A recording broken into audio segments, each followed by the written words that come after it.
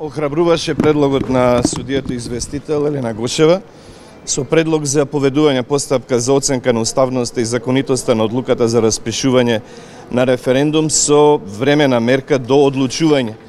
Меѓутоа, очигледен беше притисокот врз судот. Одлуката на Уставниот суд за нас е неприфатлива.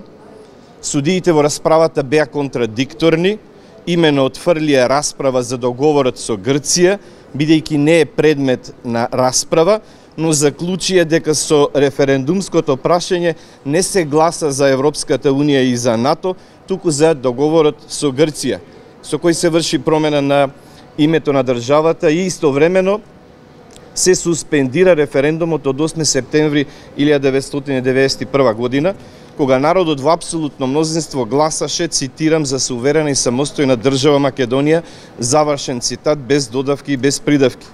Иако одлуката на референдумот по устав е задолжителна, судот за жал сметаше дека Европската Унија не е дури ниту сојуз на држави за кој треба да се распише референдум, заради што не подлежи на процедура по член 120 од Уставот. Сметаме дека одлуката на судот ќе ја зацврсти волјата на народот за бојкот на референдумот и за масовна неизлезеност на 30 септември. Затоа бојкотирам, значи не гласам.